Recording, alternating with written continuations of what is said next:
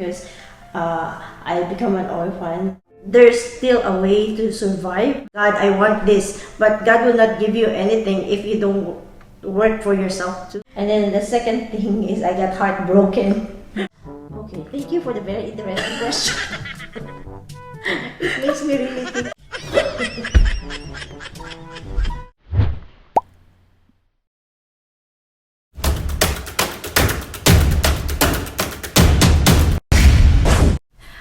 Welcome back to my channel. And so today's video, I am with my friend Tina, one of my closest friend, and we've been friends for almost a decade now. And I know her as a very mature person. You are a mature person in a way that you are responsible enough for yourself and for your actions, and also you are being humble and modest, and also you are being considerate to others. And most especially, you are being unshaken by criticism. Now, she's very, very open-minded. That's why I admire you, Tin, for that. Thank you. And I'm just wondering what makes you or made you being a mature person. Well, I think it made me a mature person because I become an orphan when we were younger. Like my father died when I was just in grade 6, and my mother died when I was around second year college. So we don't have any more parents.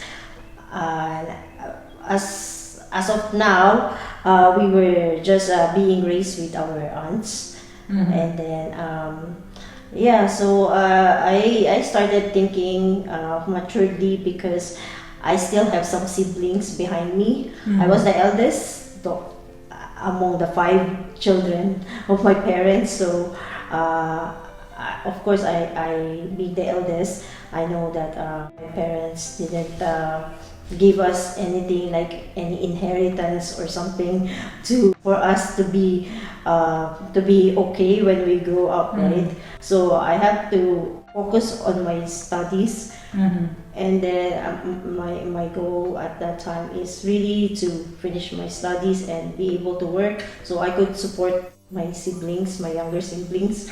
And then luckily I have an aunt, and she helped me to petition me to come here to Canada, but she also supported us in our school back home when I was still studying like high school, college. So she's really the one who supported us.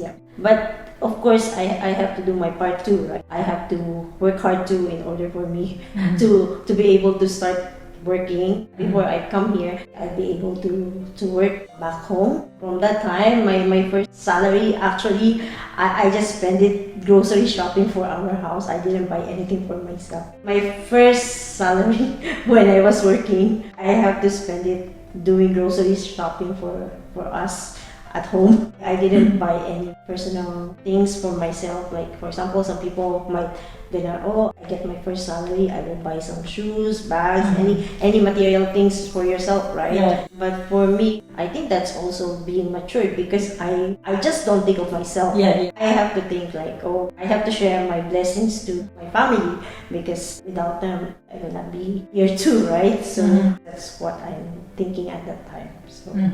And then also I just think like even though we don't have any parents at all, I just think that there's still a way to survive. Although of course our aunt is always there for us to support us, in everything we need, but we have to help ourselves too, right? It's not only other people helping you. It's like when you ask God for something. God, I want this, but God will not give you anything if you don't work for yourself too. You have to make sure that you do your part too as a person to be able to God to help you as well, right? So that's my my perspective in life.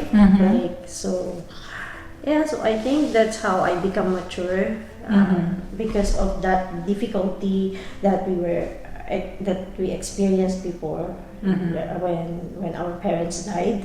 That was the experience that molds me to become who I am right now. What was your degree back home? What course did you pursue? I studied political science, but I didn't work as a. But you didn't practice it? Yeah, I didn't practice it. I worked somewhere else. What year did you came here in Canada?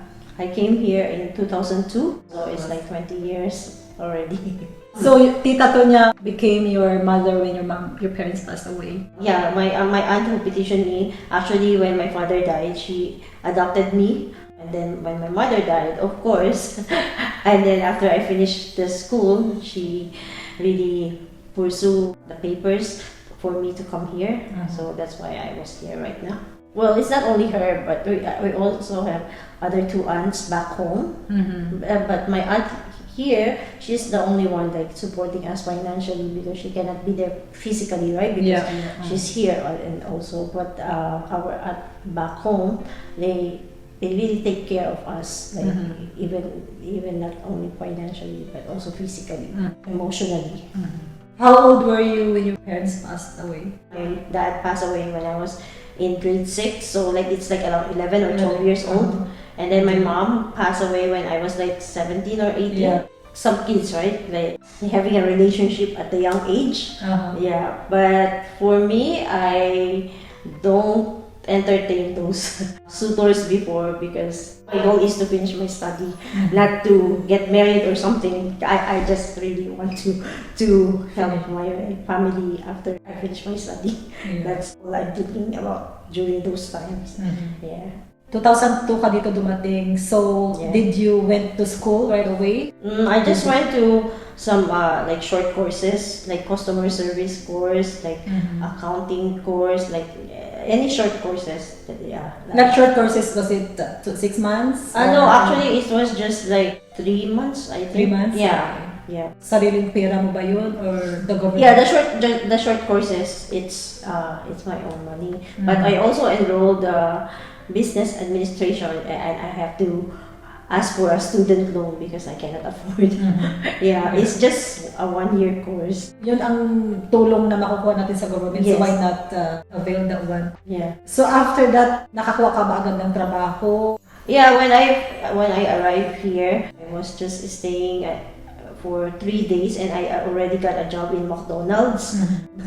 Before, I don't expect myself to work on those kind of job, because back home, you already been working in the office, and then but I was just thinking, oh, this is just for a startup, like just as they said, you have to get a Canadian experience, right? When if nobody will gonna hire you, how can you get a Canadian experience? So I was just thinking, okay, it's okay. I just take it like that. As long as I'm working and I'm earning, and it's not a bad thing to work in that place too, because I'm not doing anything bad at all. Just working, right? So that's my mindset. Anyway, so you came here as an immigrant? Yes, I came here as an immigrant. I worked there for about 6 months, like half a year. Yeah, but after that, I got a job to work in an office in an accounting department, and then and then the rest is history. But you had a good experience in McDonald's, like hard. Yeah, of course I have a good experience. I have some bad experience there too, but I just think that in a positive way. Like if I didn't work in that place before, maybe up to now I couldn't get any job at all, right? I was just thinking like maybe God something has a plan for me. That's why I have to start working on that place. Maybe also it's just experience, right? It's first time experience working here in Canada. So at least it's not that bad, because McDonald's also known for the whole world, right? So it's, their customer service is really excellent too, right? They train you well, like how you really have to deal with the customer. So it's a starting point to, it's also like a training ground for you, like how you communicate with them, right? So if your parents are still alive, do you think you'll be able to come here? Well, I don't know about that situation honestly, but maybe yes, because my auntie. She's the only person here, right? She don't have any family. Maybe yes, maybe I will come here because for her, like to have somebody taking care of her. Right now, she's older, so maybe I'm in the Philippines still working, or I don't know, having business, or already having a family of myself too. So yeah, but now I'm still grateful because I come here, right? I'm able to help her at least because she helped us before when we were younger. So now it's our turn. So, do you like here living in Canada, Tin? Yeah, I like here in Canada. Yeah. I like living here now. Yeah. So do you have top 3 reasons why you like living here in Canada? My top 3 reasons why I like living here in Canada. The first one is that, like now, there's a pandemic, right? And we all know, like, most of us, like, they've been laid off. They've been laid off, or they've been cut their hours. So at least now, even though we are experiencing that difficulty right now, at least the government are supporting us financially. And if I was thinking, like, if I am right now back home, the government support there is not enough. I mean, only they're giving food and a little money, but it will only usually the amount of money that they will give back home is just only for one day. It's not enough for you to be able to cope up with this situation, right? So yeah, so that's the first thing. Like, at least the government is giving full support for those people like us who got laid off before. And then the second thing is the healthcare system. Like here, if you want to go to the doctor, like, you don't need to pay anything, right? Like, as long as you only have your OHIP with you, the doctor can take you anytime. Like, it's not a problem. But compared back home, of course, you have to get a pill health insurance too. It's also a government, but you still have to pay some money. Unlike here, you only need to pay if you buy some medication, if you don't have a drug plan, right?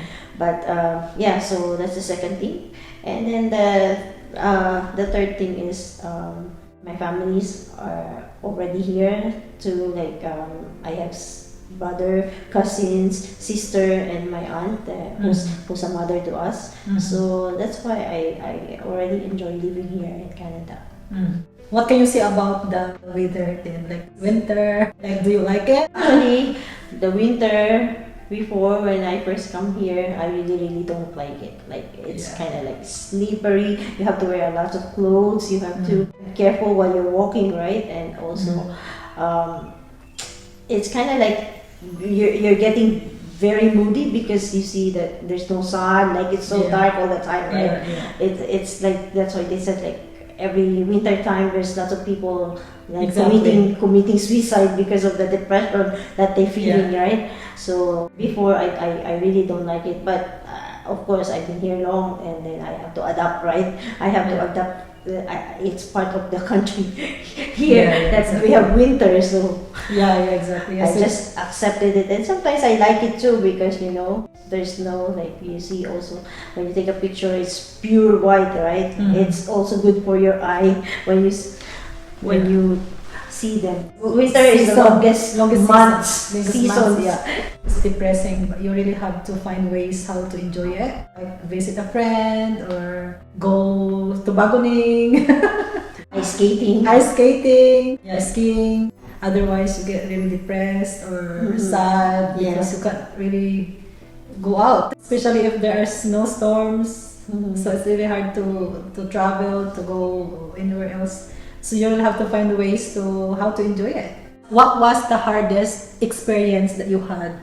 I have very hard experience. The first thing is, when I was young, right? My parents passed away, and then the second thing is I got heartbroken, like really bad. Like it's like I feel like I don't deserve to be treated like that way, but that person did it to me. And then also I felt like it was unfair. It was really unfair for me to experience that kind of situation, because I was thinking to myself like I'm not that bad person to experience that kind of situation. Like, I mean, I will personally understand if maybe I'm a bad girl or something, like I'm not a good woman or something, and then I will really expect that to myself, like you have the right to treat me that way, right? But I'm not like that. So that's why during those times I've been questioning God, like why God would allow me to experience these things. But then I also become mature because of that experiences that I've learned. Like we have to experience hardship before we could gain something better. That's right. Yeah. So that's my opinion of that heartbreak that I experienced before. Like it's not, and also I have to think like not all men are all the same. I mean if I experience that before to this kind of guy, like maybe I was thinking like maybe he's not the only one who's like that. Maybe there's some other men that's not like him, right? So I have to think like positively, like not all of them are the same, like same as women, not all of us women are the same, right? We have of course different person, different attitude, different characteristics, but we just need to accept the other people too, like or sometimes I was just thinking too to myself, like maybe I did something wrong to that person too. That's why he became like that to me, right? So it's just my own understanding. Like I have to evaluate. I have to recognize also my actions or my words to that person. Why he also treated me like that. Yeah, I know. I mean, we are not perfect, right? We all make mistakes, but also we all. But if we try to accept our mistakes and our sins, maybe it will help us more to grow and to learn. Yeah, so that's just my opinion. So, what is your stand in a quote that maturity is learning to walk away from a person or a situation that threaten your peace of mind, self-respect, morals, values, or self-worth? Yes. So my stand in regards to that question is that, I think if you are a mature person enough, like you don't have time to those people saying negative things about you or doing something harm to you. Like I mean, if it will affect your inner peace, of course you have to do something about that too, right? But you just think of a way that you know your self-worth, right? Your self, as long as you know what kind of person you are, as long as you know that you don't hurt anybody, or you just try to do what you think it's best for you, then you don't have time to deal with those negative people around you. Being a matured person, you just need to ignore them and walk away from them as much as possible, because it's better to walk away peacefully than to argue. like there's a saying also in our own language, right? Like mas mabuti pang huwag kang makipagtalo sa parang sa sira ulo, 'di ba? Pag nakipagtalo ka sa I mean pag nakipagtalo ka sa bobo, they said that you're more worse than that person, right? So I think it's also the same thing with that saying, like if you fight with them, I mean if you know that Parang pagtalo ka sa siraulo, I mean, masiraulo ka, di ba? So kung papatulan mo sila, then it means na mas worse ka kaysa sa kanila. So, yun na lang. At saka, there's also a saying like, some people, they just try to put you down because they think that you are above them. That's why they want to pull you down, right? Because otherwise, it will, maybe they will not do that to you if they think na mas mababa ka sa kanila or ano, di ba? Or ka-level up mo lang sila. So, that's all my opinion for that. So what is maturity for you? So maturity for me is learning to walk away from those people that try to put you down, and then especially if it requires your inner peace, and also you have to know your own self-worth, and also you have to stand with your morals and values, and yeah, so that is maturity means to me. Okay. So anyway, that's it for today, guys, and I would like to thank you, Tina, for being my guest today in this video. Thank you for guesting me too. Of course. And don't forget to subscribe to Tina's channel, Christina To. And it made me realize that life should be a pursuit of learning, particularly about ourselves, right? That's the end of our vlog today, guys, and I hope you enjoyed this video. Until next time, bye!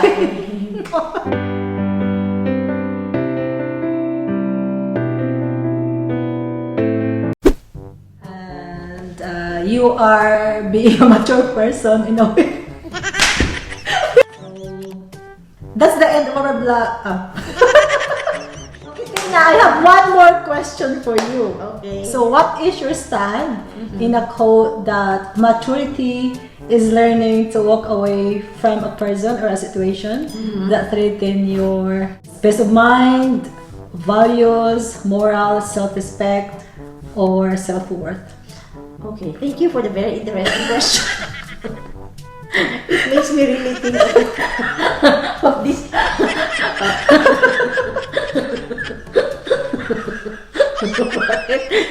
Mali ba yun? Okay. Ganito hindi ako natatawa. Wait, sa winter eh. Gusto ko sa winter. Kaya kala mo maturity na ako sa winter.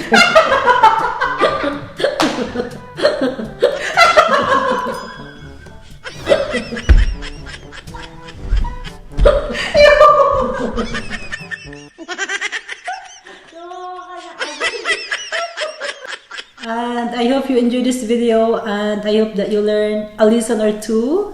And until my next video, bye. Stay safe.